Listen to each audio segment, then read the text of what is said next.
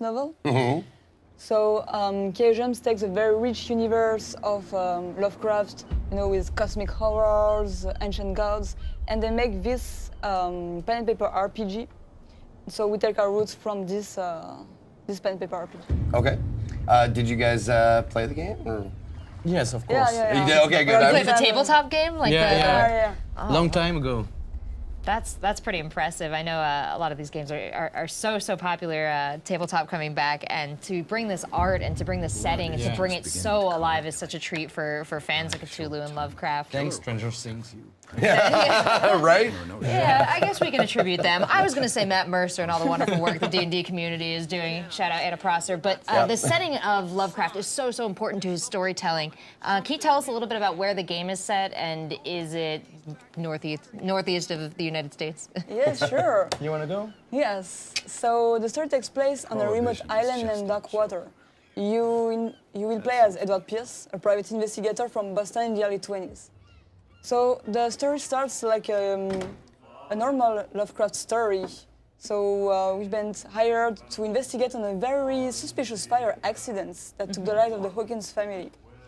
And as long as you progress and Pierce gets closer to the truth, he will fall into madness and nothing good at the end. And are we trying to fall into madness? Are we trying to avoid and hold off madness as long as we can more here? the latter, yeah. All right. And how does the madness, as it encroaches upon our player, affect the gameplay? Yeah, it's a core question to this game. So it's not about a system properly, okay? We try to put the player inside the shoes of the protagonist of a Lovecraftian story. So the point is to make him become mad, because every protagonist in a Lovecraft story becomes mad in the end. So it's not about playing with a system. We didn't want the player to be aware that there were systems working behind the scene, because then he would understand it and he could, be able to master it. Right, yeah. Yeah, so no, it's pretty story-driven, and you will become mad. The point is, can you retain some of your sanity in the end, so you will still have some free will? No. I absolutely love that there are things that the player cannot see and does not know as they go through. I'm sure, like, since it's very story-driven, like, do your choices, like, affect everything, like, around you and that kind of stuff? A photograph. Yes, not every choice, but yeah, you have at several points in the game some very important choices or action to take or not to take, or decision to know about something or to just ignore it. These are the step the player can choose. Excellent.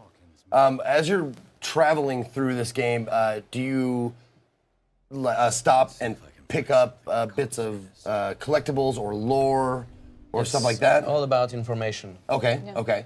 So it's like hunting for clues. Yeah, but not in a Sherlock way. It's more about, at the beginning, this is an investigation. Okay. But as your protagonist begins to understand that he put his fingers into something very horrific, then he will decide that, it's not a superhero. So he will just say, oh, I just got to get out of here. Right. Yeah, so it's, in the end, not very much a game of investigation. It begins like a normal case, as in most of Lovecraftian story. But then it follows up with some kind of survival pursuit. How linear is the story progression? It's linear you do every chapter in a given order. Okay. But in every chapter you have branches. It depends on how you build your characters, the skills you decided to upgrade or not, the choice you've made, the action you took, and the relationship you developed with the main characters of our story. For example, you want to reach your objective, you can use your skill and lockpick a door, you can use your athleticism to push obstacles, you can talk to some cop and make friends with him, so he allows you to pass through the main door, or you can, learn things about the tunnels underneath and decide to go that road. Okay, so there's a RPG system in place. Yes. Okay. How do you acquire these skills? Is there experience or? Yeah. You have two ways. You want to explain? Yeah, so as you progress through the story, you will be rewarded by experience points. Okay. And there are some other skills that will develop only if you find the right items on the environment, Okay. like forensic books or things like that. So we have a lot of skills such as occultism, psychology, investigation, or even spot hidden, which is very important in the KGM rulebook. So what you're saying is that a player who is slow and meticulous and looks at every, that's what I do, will be rewarded because you'll find more like... You will be able to do better choices. Okay. So as a coward who is afraid of facing fears and will always make the safest choice to get through the place quickest, am I still going to be able to It depends. move forward in this game? Yeah, of course you will be, but some possibilities will close because you didn't act directly, you know? Sometimes you have to act fast, decide fast, and it will be a matter of guts and quickness.